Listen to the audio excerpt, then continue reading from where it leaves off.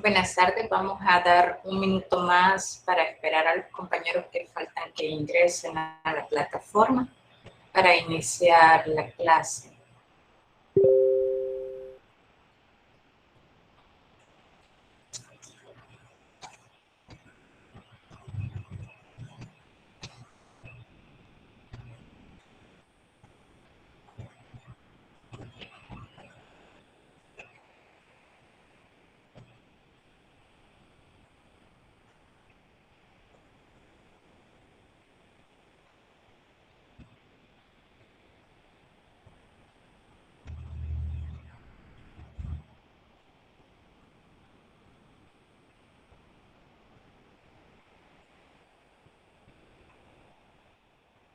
Bueno, en honor a la puntualidad y a la programación de actividades de cada quien, le agradecería a la persona que va a compartir la presentación que la ponga, por favor.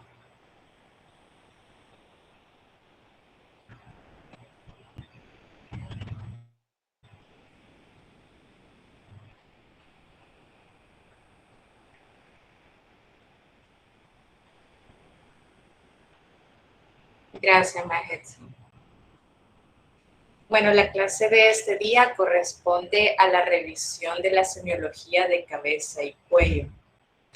Mi nombre es Carolina Lacayo, soy pediatra y el objetivo de esta clase es abarcar las bases siempre sobre la bibliografía de Nelson, que es la que tienen, la neonatología de Avery, creo que esa es la bibliografía que tienen.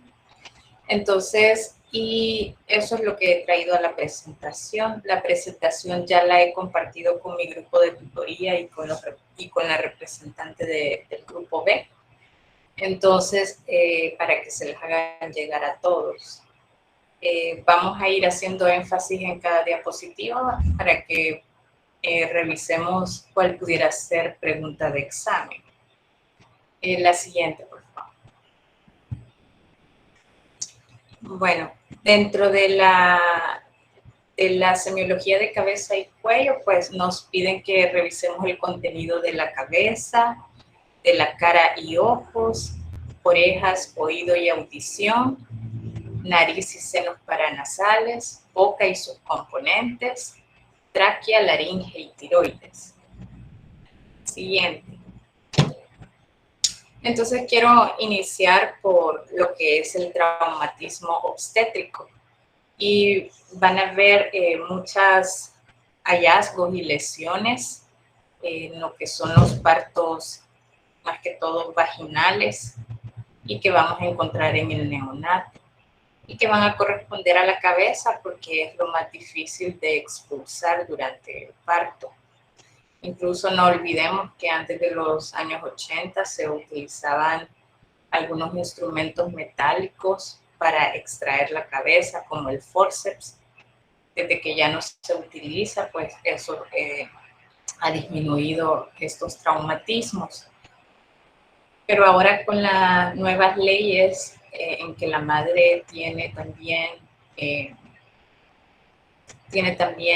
voz durante la atención de su parto, existen otras situaciones como la episiotomía tiene que ser autorizada y también la posición en cómo quiera tener al bebé. Entonces, eso a lo larga pudiera observarse un traumatismo obstétrico, ¿verdad? En el neonato. Entonces, uno de los traumatismos que se da a nivel de cráneo es el caput succedaneum. Esta es una colección, ¿verdad? Puede ser de sangre o de líquido que se ha trasudado del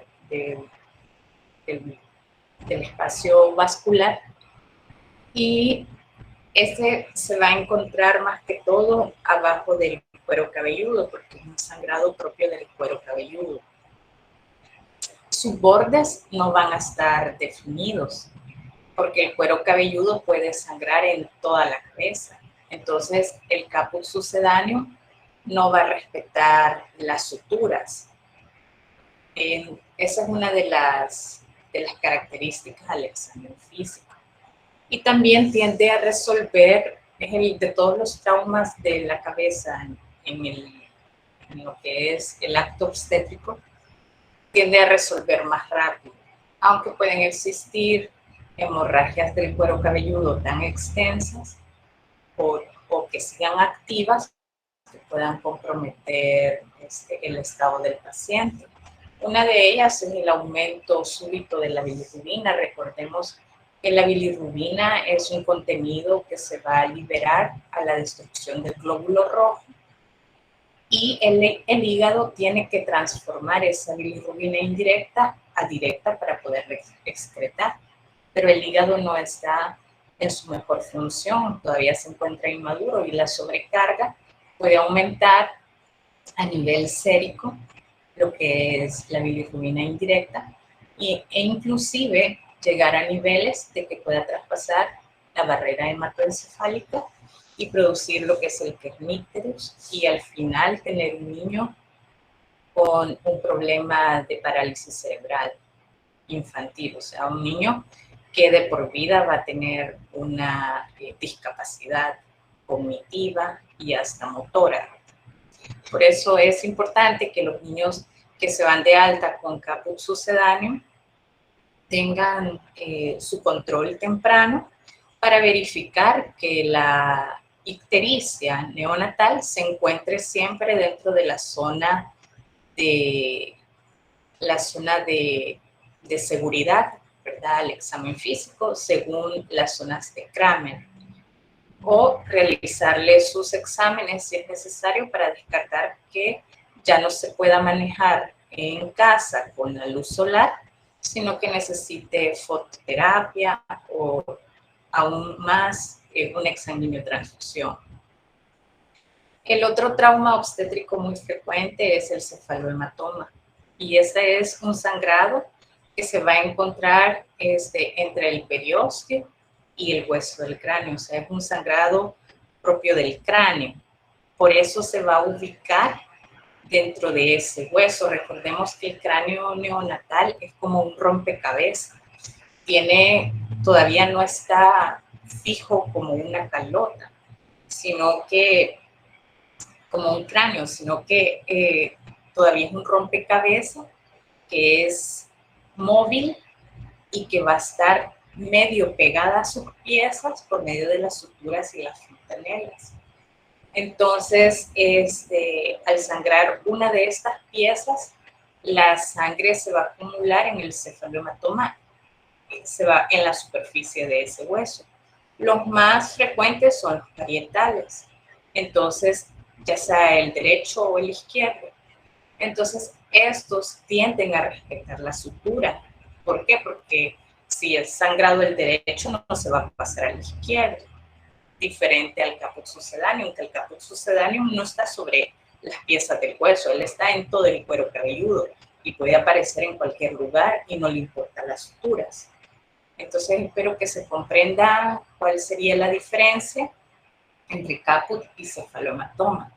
Pero en medicina, como no siempre todo es según el libro, a veces puede existir una duda diagnóstica. ¿Será caput o será cefalohematoma? Entonces, en ese caso, cuando haya duda diagnóstica, pues se le puede indicar un estudio de imagen para poder observar bien a dónde está la colección y qué cantidad hay y qué extensión tiene esta colección y poder definir el diagnóstico. Siguiente. Bueno, acá vemos lo que es un caput sucedáneo. Siguiente. Siguiente.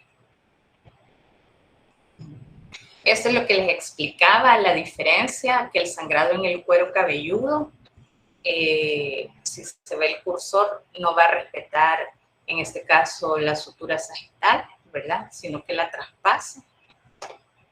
Y en el cefalohematoma del parietal sería izquierdo, respeta la sutura sagital porque se queda sobre el hueso parietal izquierdo.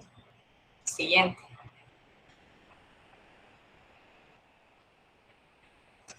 Otros traumatismos obstétricos que podemos tener son el hematoma subgaleal, localizado debajo de la aponeurosis del cuero cabelludo, la fractura propia del cráneo. También podemos tener fracturas faciales o mandibulares, lesiones nasales, fractura de la nariz o luxación de la nariz. También lesiones oculares, podemos tener hemorragias retinianas o subconjuntivales por el cambio de presión o la fuerza que se ejerce durante la expulsión del niño. Siguiente.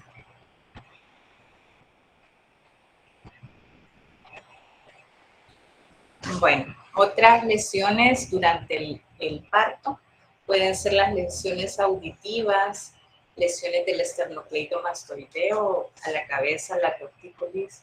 Esta puede ser congénita o muscular. La congénita es la que sucedió dentro del útero y se da por un síndrome compartimental dentro de la posición uterina. En cambio, la muscular es cuando hacemos una tracción no adecuada de la cabeza del bebé y lesionamos el esternocleidomastoideo. Siguiente. Entonces, en la tortícolis vamos a tener que en este caso sería, no sé si se ve el cursor, el esternocleidomastoideo afectado es el izquierdo. Entonces, él está en contracción, por lo tanto está cortado. Entonces dice que la barbilla se va a alejar de la lesión y la cabeza se va a inclinar hacia la lesión. Esa sería la posición de la lesión. Siguiente. Otro trauma obstétrico que se ve bastante en los neonatos es la lesión del nervio facial. En niños que llegan con las comisuras labiales caídas o que no tienen una sonrisa simétrica o tienen una tosis palpebral del ojito, y es siempre por el momento del parto, ¿verdad? Que pueden tener alguna lesión facial del séptimo par craneal o de alguna de sus ramas. También podemos tener lesión del nervio laríngeo y tener niños que presenten ronquera o estridor al respirar.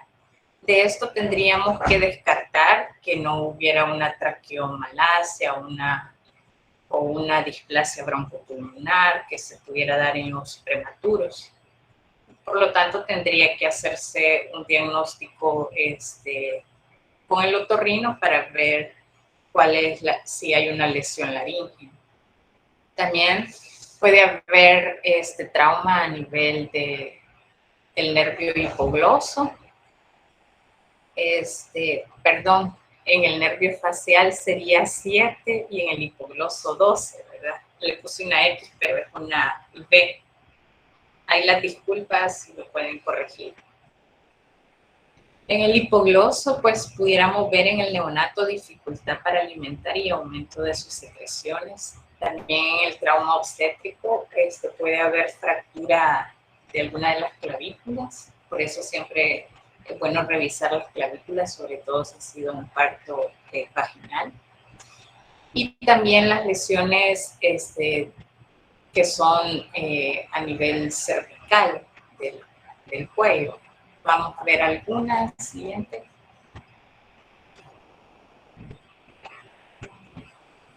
Tenemos algunas parálisis que son bien frecuentes en los traumas obstétricos. La parálisis de Erb, que acá lo que vamos a tener es una lesión en C5 y C6.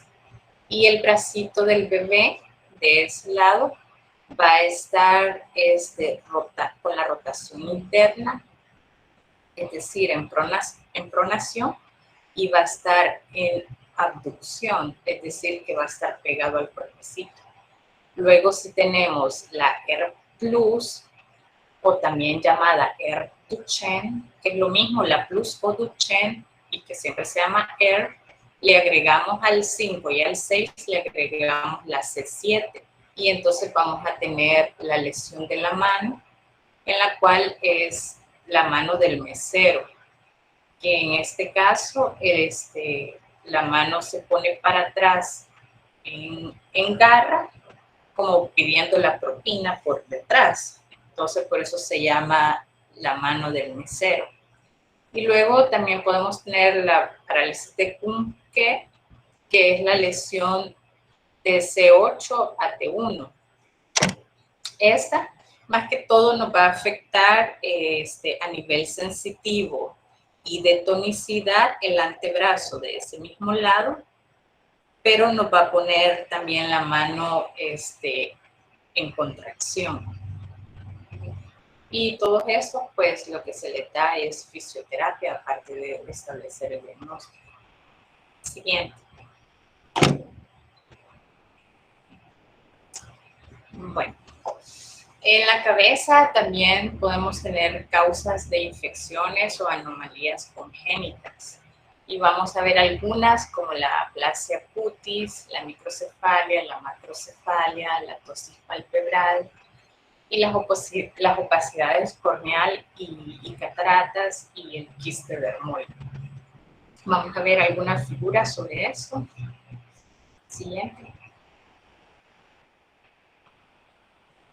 Acá tenemos la aplasia cutis. Significa que en esta parte del cuero cabelludo el niño no le va, o la niña no le va a salir pelo. Tiene una agenesia folicular. Entonces a eso se le conoce como aplasia cutis. Y es bien frecuente en nuestro país. Siguiente. En la cabeza siempre podemos tener lesiones que puedan hacer mímica de una dermatitis atópica, pero es una dermatitis secundaria a déficit de vitamina, de complejo B, en este caso la B7. Entonces a la corrección, al suplemento del complejo B que se le da al bebé, pues ya corrige la lesión. Siguiente. La microcefalia se volvió otra vez famosa a nivel de los medios de comunicación gracias al Zika, porque se comenzó a ver en Brasil de que las madres que habían tenido Zika tuvieron hijos con microcefalia, ¿verdad? Entonces, pero hay otras causas de microcefalia, entre ellas todas las que tengan que ver con las infecciones TORCH, ¿verdad? Toxoplasmosis, citomegalovirus, herpes, varicela, todas pudieran dar rubiola, pudieran dar microcefalia. Luego la macrocefalia, pues a la cabeza tenemos las que acumulan líquidos, que son las hidrocefalias, ¿verdad? A nivel de los ventrículos.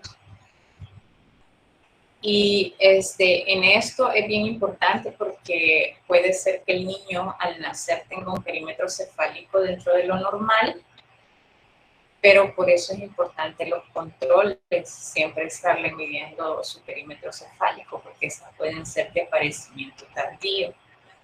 Entonces, claro, con la macrocefalia existen niños de que la genética familiar tiende a tener la cabeza grande. Entonces, allí habría que evaluar si no hay otra sintomatología y qué tanto se sale de la curva. También su desarrollo neurológico es importante porque una microcefalia o una macrocefalia con etiología de base, pues tiende a tener algún grado de alteración neurológica. En cambio, un niño que tiene una cabeza grande por genética, por el padre o la madre, pues va a tener un desarrollo neurológico normal y no va a ser mucho lo que va a desviarse del percentil 95 de la curva. Pero ahí va a depender de la experticia del médico para evaluar si necesita más estudio o solo darle seguimiento. Siguiente. Bueno, acá vemos lo que es la ptosis palpebral, que es sería el párpado izquierdo, que está bajo. Este puede mejorar con fisioterapia o habría que hacer una reparación del elevador del párpado. Siguiente. Algunos hallazgos a nivel ocular. Ya les mencionaba la dosis palpebral. Acá tenemos una opacidad de la córnea. Este es un quiste dermoide que había que extraer, ¿verdad? Que hacer la resección o excisión. Acá tenemos los diferentes tipos de catarata. En TORCH a la cabeza, catarata lo lleva rubiola, pero hay otras causas, ¿verdad? Habría también que descartar algún tumor cerebroocular y darle el abordaje diagnóstico para después tomar la decisión del tratamiento. Siguiente. Bueno, aquí traigo un resumen de algunos hallazgos que pueden causar las infecciones neonatales, como es la toxoplasmosis, la rubiola, el citomegalovirus, el herpes simple, el sífilis y la varicela, que están dentro de TORCH. Siguiente. Es importante hacer énfasis que a medida que nosotros tengamos nuestra base de datos y nuestro conocimiento de las diferentes enfermedades, vamos a poder ir describiendo y encontrando signos en lo que es el área de la cabeza.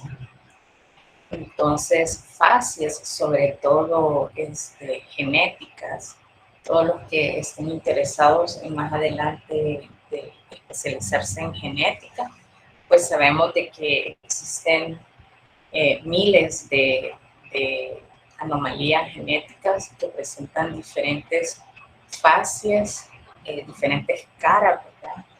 Con características. A veces estas características las tienen todas, a veces las características tienen algunas, no siempre tienen todas las que conlleva el síndrome, pero en los niños mucho se basa en lo que es la cabeza. Es muy importante porque la cara puede ser característica o una fase sindrómica de origen genético, ¿verdad?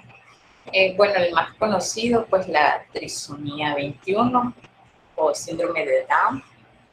Y las características morfológicas en la cara, pues sí son varias, ¿verdad? El pelo es lacio y fino, la cara es redonda, el epicanto del ojo, ¿verdad? Que tiende a tapar a nivel nasal. La boca es pequeña con una lengua grande. Algunos de estos hallazgos no son propios, porque también la lengua grande la podemos encontrar en otros síndromes, incluso hasta en el hipotiroidismo. El paladar ojival, que es un paladar que es alto y estrecho. El cuello corto. La nariz en silla de montar, también la encontramos en sífilis. Alteraciones morfológicas que podemos ser varias en las orejas. Y las manchas de Creutzfeldt, que son como una especie de estrellitas grises que se van a ver en el iris. Traigo una fotografía, ya la voy a compartir. También la hendidura palpebral es oblicua, es decir, su apertura ocular es oblicua y la cabeza puede ser una microcefalia. Siguiente. Otro síndrome bastante frecuente en nuestro país es el alcohólico, las madres alcohólicas.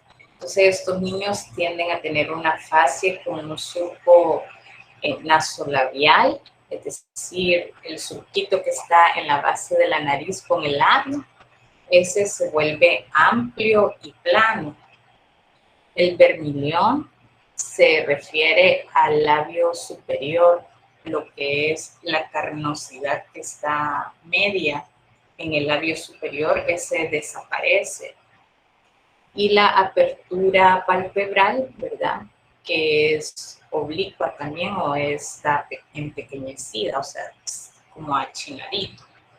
Entonces, esas serían las características de una fase de síndrome alcohólico fetal. Siguiente. Aquí están las manchas de Creutzfeldt, que es acúmulo de tejido conectivo acá en el iris. Y si se dan cuenta, son unos puntitos o estrellitas como grises. Entonces, que se da en el síndrome de Down. Siguiente. Traigo también otro hallazgo que se da en la osteogénesis imperfecta en aquellos niños que sufren fracturas patológicas por una mutación genética en lo que es el colágeno. Es también conocida como fragilidad ósea. Vamos a encontrar en estos niños lo que es una esclerótica azul.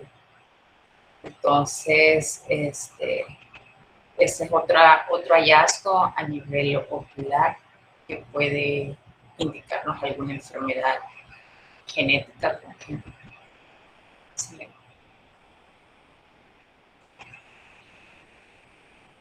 Hay otros hallazgos oculares por déficit de vitamina A, que serían las manchas de Vitot, que esas son unas manchitas como café acá.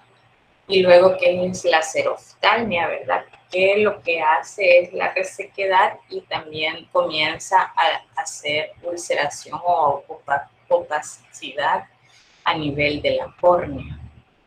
Todas estas fotografías las he sacado de Nelson. Entonces me he guiado más que todo en Nelson. Claro, no hay una clase que le diga, aquí vamos a revisar toda cabeza de todas las enfermedades, sino que a medida usted va documentándose en las enfermedades, le va diciendo, y esto puedes encontrar en el ojo, y esto puedes encontrar en la lengua. Entonces uno va haciendo su base de hallazgos para cada enfermedad. Y entonces he tratado de traer un resumen que pueda ayudar a ir identificando algunos hallazgos físicos que nos lleven al diagnóstico en pediatría, que de eso se trata la materia. Siguiente.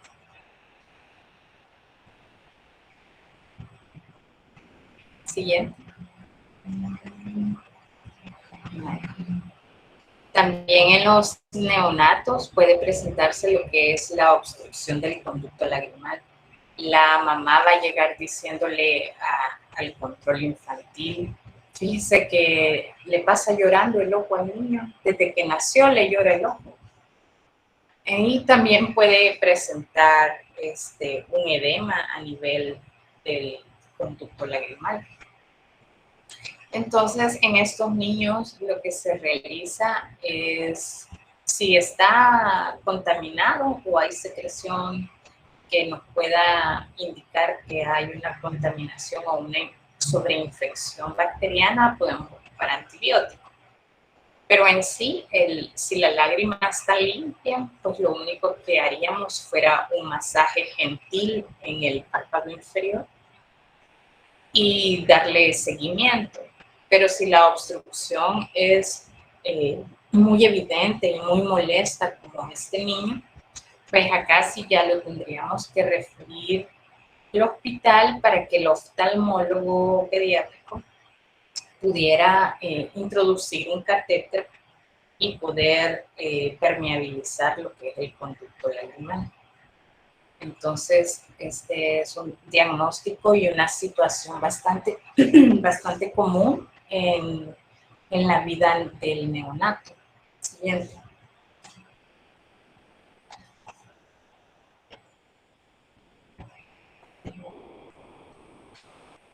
Bueno, en esta fotografía vemos un hemangioma que se ha colocado a nivel del párpado superior del ojo. Es importante que este hemangioma sea estudiado si no hay profundidad que tome superficies o que comprometa el área ocular. Luego, ya pues, si no compromete el área ocular, pues hay diferentes tipos de tratamientos, ¿verdad?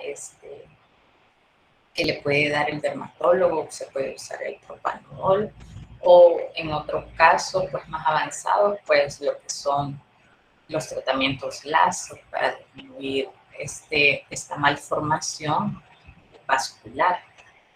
Acordarse que el hemangioma, como es vascular, cuando el niño llore, tenga fiebre, haga calor, va a aumentar en intensidad su coloración, y cuando esté frío, cuando lo estén bañando, cuando esté tranquilo, va a disminuir la coloración del hemangioma.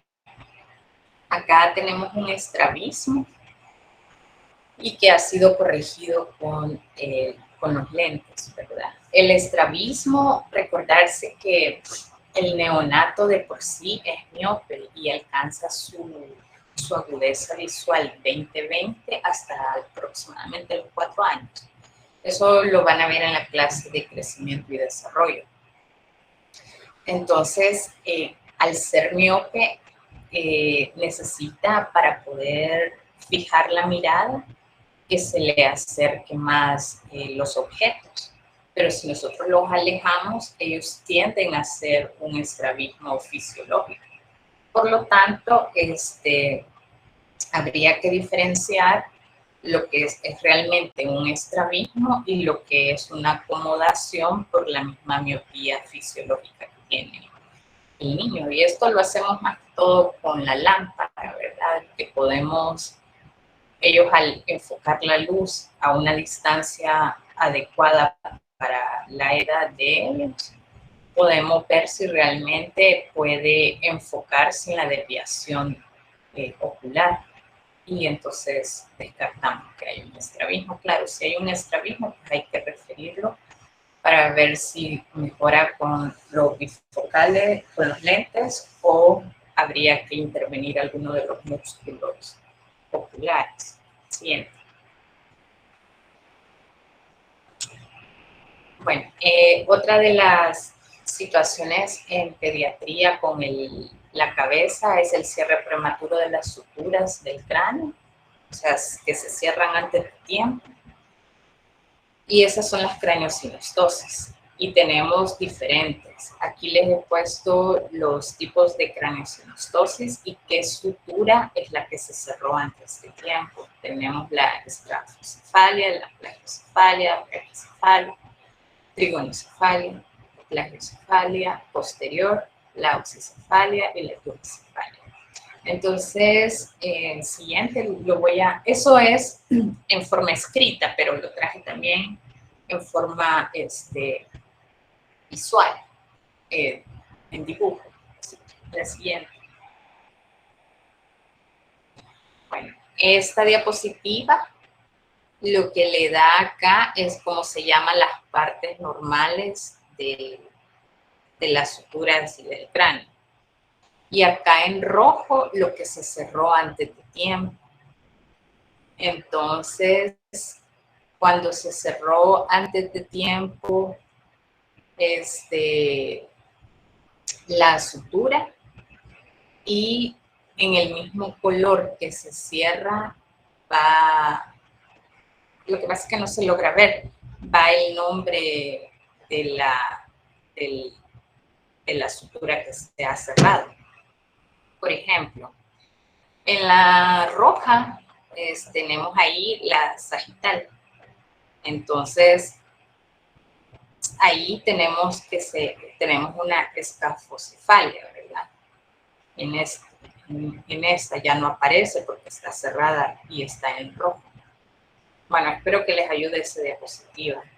Yo les he traído. Y acá en esta les he puesto la que se ha cerrado y cómo se llama. O sea que se las he traído de dos formas, en color y aquí en señalar cuál se cierra y cómo se llama. Y también se las he traído en escrito para ver cómo ustedes se aprenden el cierre. Siguiente. Y los cierres normales de las suturas, también es importante conocerlos. La metópica, que es la que está adelante, se cierra de los 9 a los 2 años, de los 9 meses a los 2 años. La sutura coronal, sagital y lamboidea se cierran hasta los 40 años. La fontanela anterior se cierra de los 9 al año y medio. La posterior de los 3 a los 6 meses. La esfenoidal a los 3 meses y la mastoidea a los 2 años. Siguiente.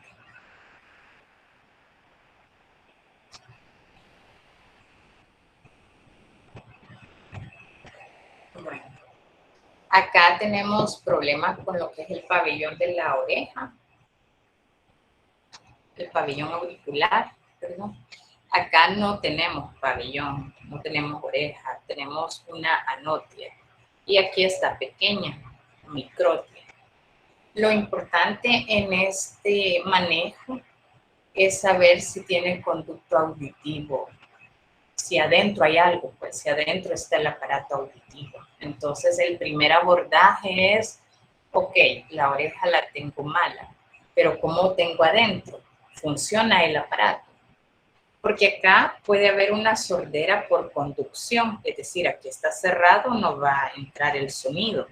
Y acá, por ser pequeño o a veces algunos pliegues que son bien estrechos, el hoyo del conducto externo, entonces no permite que la audición sea adecuada por conducción. Entonces, lo más importante es saber cómo está el conducto auditivo interno. Eso por medio de imágenes. Eso es lo primero. Entonces, si le dice, sí, fíjense que el aparato auditivo de este niño está intacto, entonces ya se manda plástica para reconstruir lo que es el pabellón auricular. Siguiente. Dentro del pabellón auricular también podemos encontrar algunas situaciones como un orificio o un pedúnculo o pedacito de carne. Esto puede estar asociado también a cardiopatías o a problemas renales. Lo importante del orificio es que no haya comunicación con el oído interno. Entonces hay que descartar que no haya supuración o que no haya infecciones a repetición. O si a simple vista se puede ver que solo es una muesca y que no es un orificio que tiene fondo. Y ya los demás diagnósticos ópticos, pues lo vamos a realizar con el otoscopio en nuestras clínicas. ¿Sí? Ese es el oído medio. Entonces, pero el externo es el canal externo hasta llegar al medio. Y pueden haber otitis externas y otitis medias. Las otitis externas son las que se tratan con gotas, porque las gotas son como la pomada para el oído. Y las medias se tratan con medicamento tomado, porque sí ya se considera un nivel sistémico. Entonces, en la externa que vamos a tener un conducto que puede tener fetidez, el conducto puede estar edematizado, puede estar húmedo. Cuando usted mete el otoscopio, ve que hay humedad, edema, fetidez, y llega al oído medio y usted ve la membrana timpánica sana. Entonces ese niño lo va a manejar con gotas ópticas y es una otitis externa. Esto sucede más que todo porque utilizan hisopos o porque se toman la pacha acostados y se les va la leche al conducto auditivo, o porque los meten a las piscinas. Y o porque utilizan algún, bueno, nosotros los estetoscopios nos los prestamos, o los audífonos que hoy están de moda, ¿verdad? Que todo el mundo anda con audífonos. Entonces pueden ser causas de infecciones a nivel del conducto externo. Pero ya cuando nos vamos a la otitis media, vamos a encontrar algunos signos que van a ser más importantes que solo verlo rojo, porque el conducto auditivo medio puede estar rojo porque llora, puede estar rojo porque está haciendo calor, puede estar rojo porque haya fiebre, y siempre les ponen diagnóstico otitis media. Y es otra la causa de fiebre, dengue, es otra cosa. Entonces, pero los signos otoscópicos más importantes para diagnosticar una otitis media van a ser el abombamiento de la membrana timpánica, Entonces, aquí en la fotografía A es una membrana normal. En la B es una leve abombamiento. En la C es un abombamiento moderado. Y ya en la D es un abombamiento importante, severo, incluso a veces se ve en los niños que tiene acumulación de pus abajo de la membrana. Entonces, a estos niños sí le vamos a dar su amoxicilina o su amoxicilina con ácido clavulánico, que son los de primer escoge, ¿verdad?, para otitis media. Siguiente. En la nariz podemos tener agenesia o atresias de la coana, ¿verdad?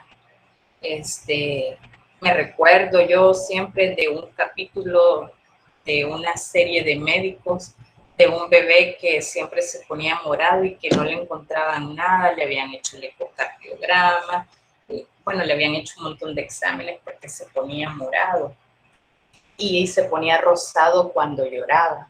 Entonces es porque los niños, los neonatos, ellos son respiradores nasales. Entonces, cuando tienen atresia de las coanas que no es visible propiamente al examen físico por inspección, pueden tener periodos de hipoxia hasta que abren la boca. Entonces, siempre hay que tener en cuenta lo que es la atresia de las coanas. La nariz encía de montar, que la veíamos en el síndrome Down, también es bien importante en lo que es la sífilis congénita. Pero gracias al tamizaje que se le hace a las madres que llevan su control prenatal del PDRL, se les realiza 2 veces durante sus controles prenatales, pues ha disminuido lo que es la sífilis congénita, porque si les encuentran positivas, pues le dan tratamiento.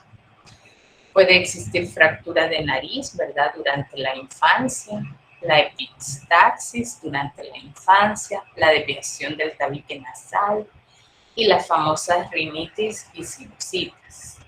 Bien. Bueno, acá en la parte superior traigo lo que es un ejemplo de la silla de montar o un puente nasal bajo, ¿verdad?, que es como se presentaría la nariz. Traigo también un ejemplo de los dientes de Hutchinson que se da en sífilis congénita. Acá traigo una fractura del hueso de la nariz, si se dan cuenta, no sé si se ve mi cursor. No. Bueno, pero cuando usted pide no, más arriba. Aquí. Arriba, más aquí. Ahí. Bueno, cuando usted pide una radiografía de huesos propios de la nariz, los huesos propios son como rompecabecitas que van a hacer este piquito. Esos son los huesos propios de la nariz. Entonces, si se dan cuenta, la punta se fue para abajo. Esa es una fractura, porque esa punta tendría que estar rectecita. Luego, lo que ve ya más abajo de la nariz y que no se logra ver con exactitud ya es el cartílago. Pero los huesos propios de la nariz es ese piquito que en una radiografía con mejor resolución usted va a ver que son partecitas, por eso se llaman huesos, porque son varios. son partecitas que al final forman ese piquito de la nariz y luego viene el cartílago. Entonces ahí tenemos una fractura del hueso, de los huesos propios de la nariz. Y la epistaxis, que se da, bueno, también en otras situaciones como el dengue o problemas que interfieran en la coagulación, ¿verdad? Algunos problemas hematológicos, pero el más común, el del niño de frecuencia, vamos a ver que son los niños que presentan rinitis. Entonces, estos niños que se pasan introduciendo el dedo en la nariz o que estornudan con fuerza o que siempre andan congestionados o que se limpian la nariz o se suenan o que utilizan mucho spray con mucha potencia, tienden a permeabilizar lo que son los vasos o los capilares de la nariz y pueden presentar la epistaxis. Claro que siempre uno tiene que mandarle su hemograma, sus tiempos, para ver de que no tenga un problema de coagulación. Pero la mayoría es una fragilidad en el plexo de Kisselbach. Entonces, cuando más que todos los niños que tienen raza oriental, van a presentar esos problemas. Y los otorrinos lo que realizan es una esclerosis a nivel de ese plexo para disminuir lo que son los sangrados, porque hay niños que sí sangran continuamente. Entonces se puede referir, ¿verdad?, al otorrino para que pueda hacer una esclerosis ahí en el plexo de Kisselbach. Siguiente.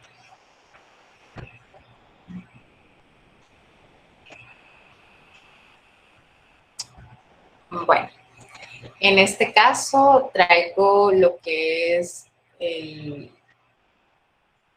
la desviación del tabique nasal. Si se dan cuenta, puede haber desviación del tabique nasal que a veces compromete el flujo de las secreciones y del aire en la nariz. Entonces no es lo mismo respirar por la nariz que por la boca. La nariz tiene sus funciones y es calentar y humedecer el aire que se respira. Si uno respira solo por la boca, lleva a los bronquios aire frío y seco. Entonces a veces hay niños que pueden presentar broncoespasmo por estar respirando solo por la boca. Entonces no es fisiológico. Entonces, acá lo que corresponde es una corrección quirúrgica del tabique, ¿verdad? Eso lo podemos hacer, el diagnóstico con radiografía. El cornetes, ¿verdad? El cornete inferior, el medio y el superior. El que nosotros vemos al examen físico es el inferior, que puede estar edematizado. Y eso puede ser secundaria a una rinitis crónica. Luego traigo la fotografía donde están ubicados los senos paranasales. Tenemos los senos maxilares, los senos etmoidales.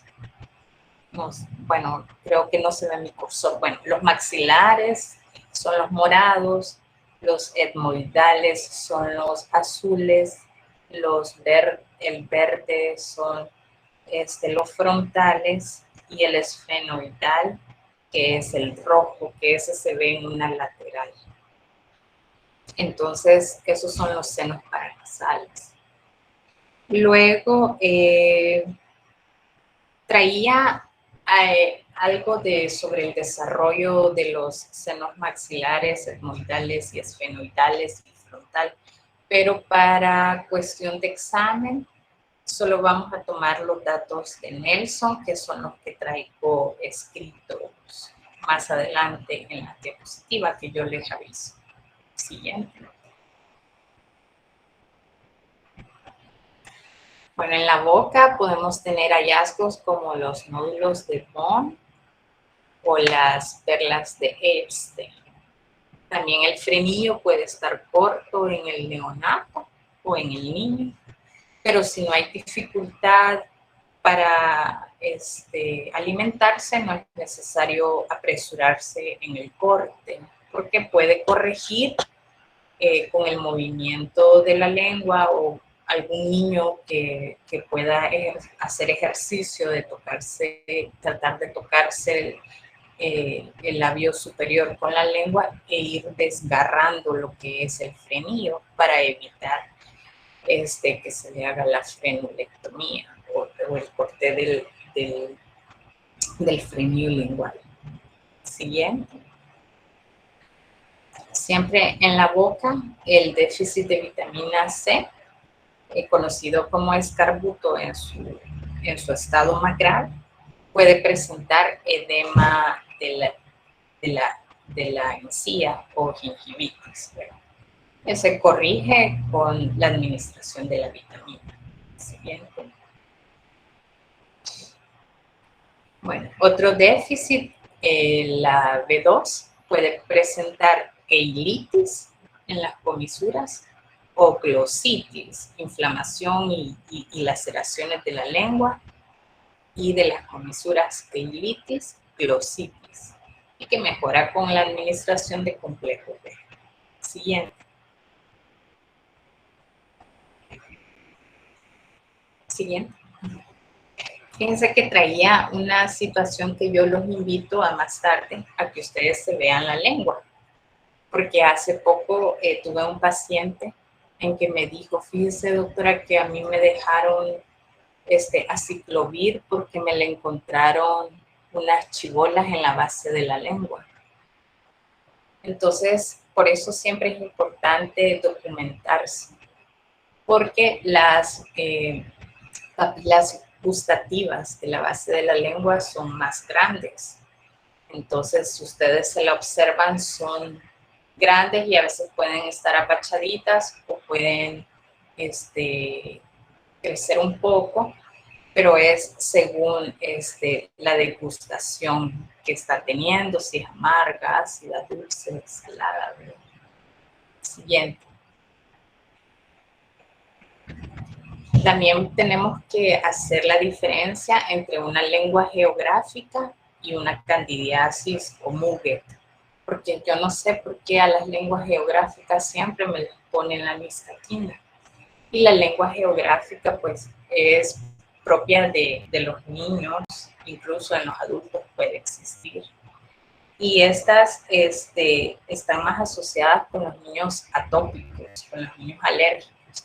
Y cabal, estas lenguas se activan y se desactivan, o sea, los relieves se vuelven más planos y luego se ponen más gruesos según el proceso alérgico. Digamos que un niño sea alérgico a un colorante X, digamos el colorante amarillo, se come una paleta de piña artificial, entonces va a comenzar con su rinitis, tal vez tenga su broncoespasmo, tenga su dermatitis tópica también, y también su lengua geográfica va a aumentar el relieve.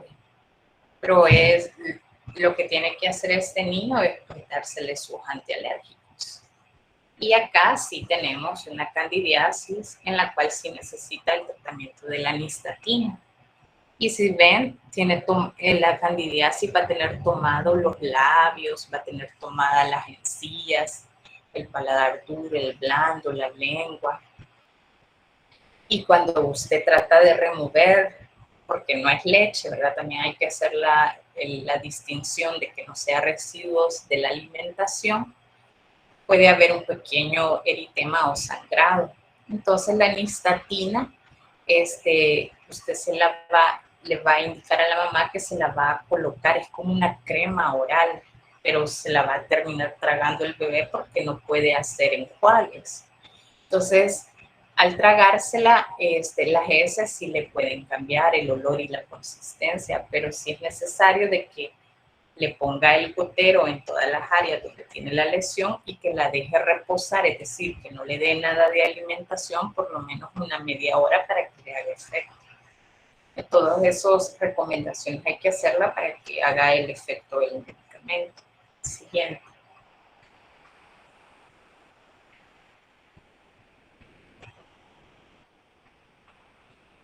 Bueno, acá traigo un ejemplo de lupus eritematoso sistémico en juvenil, en el cual tenemos las manifestaciones cutáneas, ¿verdad?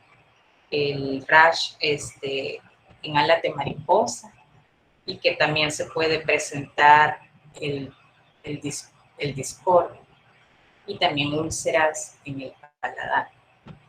Siguiente. Siguiente.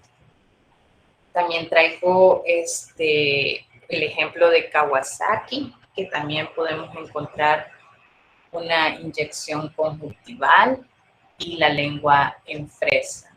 Es decir, que la lengua se pone roja y las gustativas se ponen hipertróficas. Siguiente. Que también está en Nelson. Todas las fotografías están en Nelson. Siguiente. Bueno, aquí está el eritema infeccioso, que es por el parvovirus B19, también conocida como la quinta enfermedad, y en la cara lo que va a dar en los niños escolares son las mejillas golpeadas o las cachetadas. Entonces, o las mejillas rojas, ¿verdad? Entonces, es otra manifestación de cabeza-cuello de infecciones, en este caso viral. Siguiente. Y como no nos podíamos olvidar de los contenidos de la boca, los dientes, aquí les traigo las edades de los dientes primarios y los dientes permanentes y cuando hacen su erupción. Aquí realmente es la última columna, pero de acá no voy a hacer ninguna pregunta, ¿verdad? Esto dejémoselos a los odontólogos. De esta diapositiva sí la traigo por puro conocimiento que ustedes la quieran revisar. Siguiente. En el cuello podemos encontrar un bocio congénito o un bocio en la infancia, el cual tendríamos que hacerle el estudio si se trata de un hipertiroidismo, de un hipotiroidismo o de alguna tumoración de la tiroides, etc. Siguiente. Acá traigo dos ejemplos de manifestaciones en la cara sobre hipotiroidismo e hipertiroidismo. El hipotiroidismo congénito vemos facies abogatadas o en luna llena, o edematosas. Si se dan cuenta, la lengua está grande, por eso mantiene la boca abierta. También estos niños tienen ronquera al llorar. Y en el hipertiroidismo, que lo vamos a ver más que todo en los escolares, podemos encontrar siempre el bocio o algún problema de ganancia de peso y el exoftalmo, ¿verdad? Que es otra cosa más que la retracción de los párpados superiores de los ojos y por eso hace que haya un exoftalmo. Siguiente. Siguiente. Otra cosa importante que sepan diferenciar al examen físico es que cuándo es que tengo compromiso de una adenopatía y cuándo es la parótida. Entonces, aquí traigo un recordatorio de la parótida. La parótida se encuentra cerca del pabellón auricular. Entonces, al crecer, al tener una parotiditis, el edema va a ser adelante del pabellón antroauricular, delante del pabellón auricular. En cambio, si tengo una adenopatía, una adenomegalia cervical, va a ser abajo del pabellón auricular para poder hacer la diferencia. Las dos se presentan en la infancia. Siguiente. Este es un ejemplo del quiste tirogloso. El quiste tirogloso es un conducto que tuvo que haber invaginado posterior al desarrollo completo de la tiroides en su periodo embrionario, pero a veces puede permanecer y quedarse en forma de quiste o acumulación quística. Entonces, dependiendo, algunos son tan pequeños que no producen sintomatología más que la estética, ¿verdad? De que no le gusta tener esa chibola en el cuello y se puede programar su cirugía. Pero si ya hay compromiso de compresión, pues sí habría que agilizar lo que es su corrección. Siguiente. Puse otra vez la diapositiva de los senos paranasales, porque acá es la parte que les quiero dejar de la bibliografía. Siguiente. Siempre va a haber diferentes puntos de vista sobre el desarrollo de los senos paranasales, pero yo me voy a guiar en Nelson. Entonces, acá donde dice, típicamente el etmoidal y maxilar, estoy leyendo el segundo párrafo. El etmoidal, recordemos que está por la nariz y el ojo, y el maxilar, que está cerca de la mejilla. Están presentes al nacer, dice, pero solo el etmoidal va a estar neumatizado, o sea que ya va a estar con aire. El maxilar, dice, no va a estar neumatizado hasta los 4 años. Entonces, el etmoidal y el maxilar están presentes al nacer, pero solo el etmoidal está neumatizado, porque el maxilar hasta los 4 años. Luego nos vamos al esfenoidal, que es el que vemos lateral. Dice, estos están presentes hasta los 5 años.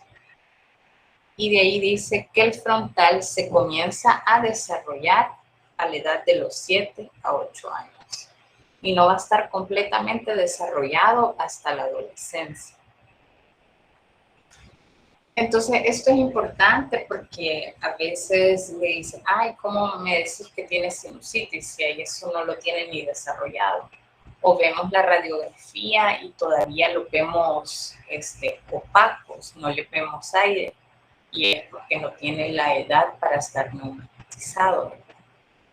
Entonces, no, esto sí nos vamos a guiar en lo que es Nelson, que es la parte que Nelson da sobre las edades de desarrollo de los senos paranasales. Bueno, esa sería mi clase de este día, de cabeza y cuello. No sé si hay alguna pregunta.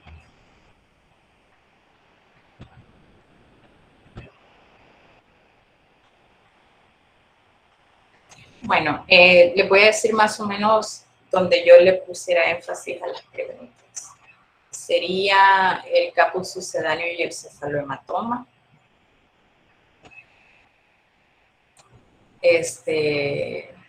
También me interesa que puedan definir lo que es la tortícolis.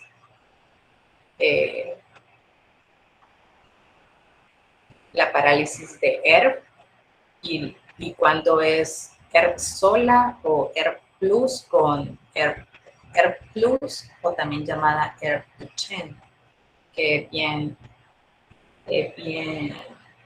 frecuente.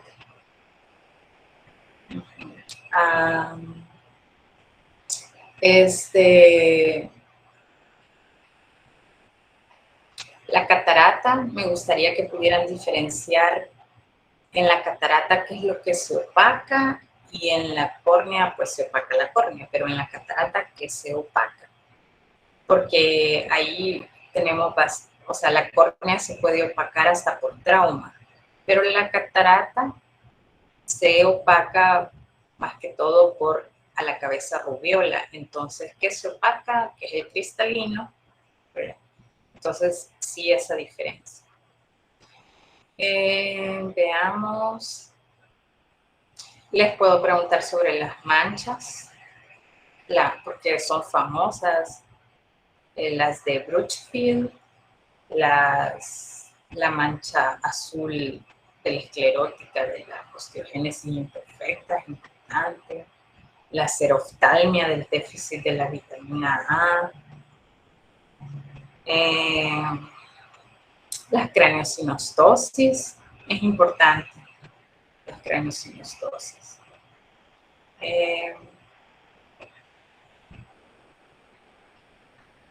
Veamos.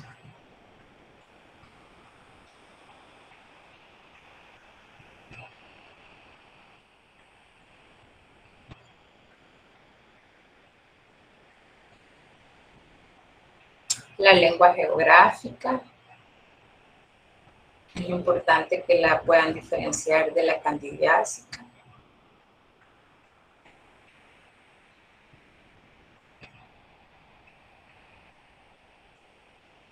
Y luego los senos paranasales, cuando aparecen y cuando están neumatizados, según Nelson. O sea, el párrafo que dice Nelson, porque esa es nuestra bibliografía. Pues ahí me basaría. No sé si hay alguna otra pregunta. Pues no los he escuchado, a nadie he escuchado. Hola, ¿todo bien? Todo claro, doctora. Vaya, pues. Espero que les haya servido lo que les preparé y le pido a los que tienen la clase que la compartan con todos sus compañeros. Gracias, doctora. Bueno. Gracias, doctora. Gracias, doctora. Gracias, doctora. Gracias. Gracias. Gracias. Gracias, doctora. Gracias, doctora. Gracias, doctora.